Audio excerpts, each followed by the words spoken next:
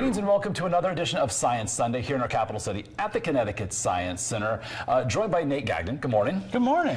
So you are one of the STEM educators here at the Connecticut Science Center. Yeah. I've been a STEM educator here for maybe 8 years or so. I really love teaching kids and doing fun science activities. And one of my favorite things about science is messing with color and light. All right. So before we get to that, I just want to point out that here on Science Sunday, we're going to have rotating STEM educators as we head forward in time over the coming weeks and months. Yeah, you're going to get to meet a lot of different people and see a lot of different cool, fun STEM activities. All right. So what do you have for us today? Oh, awesome. So today we're going to talk a little bit about, you ever seen a blueprint? Of course. Yeah. So blueprints are blue, right? Have you ever wondered why they're blue? I haven't. Okay, so that's what we're going to kind of get into today. Okay. So just to get started, we're going to make an image, or make a photograph. Okay. We've got some paper with a coating on it here. And then we're going to put some things to block out pieces of it. And you might know who that is. Oh, look at that. That's a familiar face. And then astronaut, and of course, Science Sunday. Oh, perfect. And if I take it and place it on this sheet, so sorry. Oh, we're good. And I'm just going to get it under glass so it's nice and flat. Gotcha. Secure it. Okay. And all I have to do now is expose it to some light, specifically some UV light. So I could do this outside. It might take 20 minutes to do that, but I've got this handy-dandy UV light here. It's a little stronger, and it'll only take about a minute. All right, so we were able to speed that process up. Yep. Okay, cool. Awesome. So we've seen blueprints before. They're always blue. And if you had to draw a building and give it to people so they can construct the building, you'd have to draw it over and over and over and over again.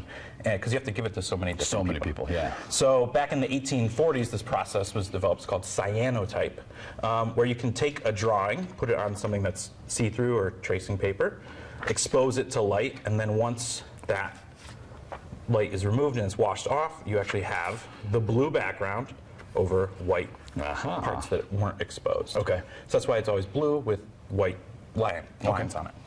So that's what we're doing. Over here, the parts that are covering the paper are going to stay white, and then the parts that are exposed to the light are going to turn blue. And this is used a lot before photographs and Xerox machines and things to make copies. It's used a lot in plant, in botany. The first ever book that had like photographs in it was made with cyanotype. And that is the coating that's on the paper? Yep. Okay. Yeah. So I think we're good here. All right. And all we have to do now is kind of wash off the parts that weren't exposed. And we can already almost see that image there. Yes. But actually, if you would just hold this Sure, right there. absolutely. And I'm going to pour some water over it. And we'll just go a little bit farther that way. Okay. And we'll actually see. Well, there's the transition. It turns blue.